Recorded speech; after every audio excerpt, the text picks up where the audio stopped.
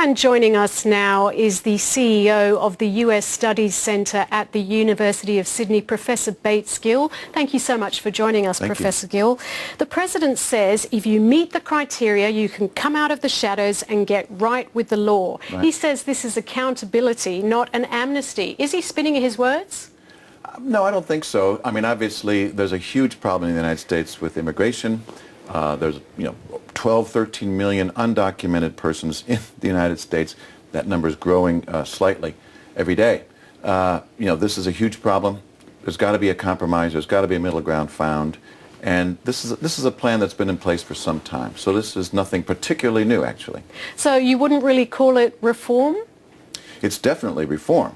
It's just that the idea has been out there, not legislated and not put in place. The fact that he is able, through executive action, to make these aspects of the reform real is the reform. It's bringing change.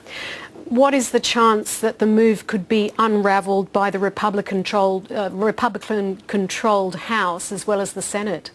Well, you can expect President Obama to bear a great deal of grief for this coming from the Republican-controlled Congress, which takes over in about 2 months' time, in January.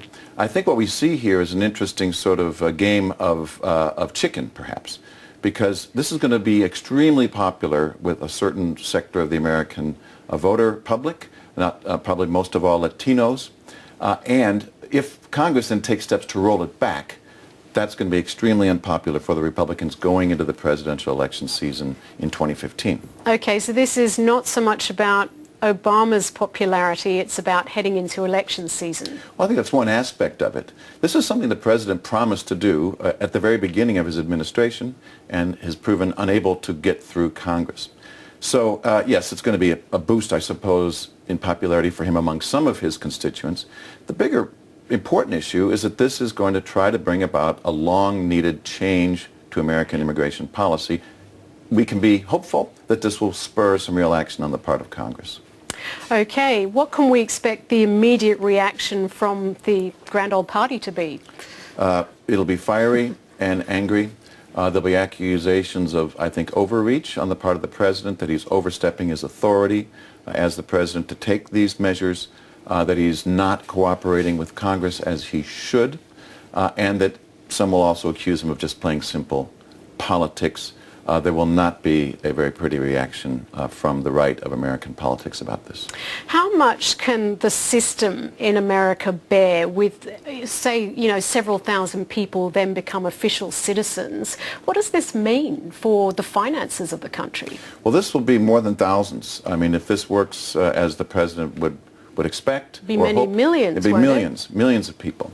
They're going to become taxpayers out in the open. That's one important thing. Most of these people are working. Most of these people are getting wages. They may even own homes. They're paying rent. They're going to the grocery store. They're adding to the American economy. Now, if it goes according to plan, they would also become taxpayers. So in a sense, they're going to be contributing even more than they do now to the viability of the American system.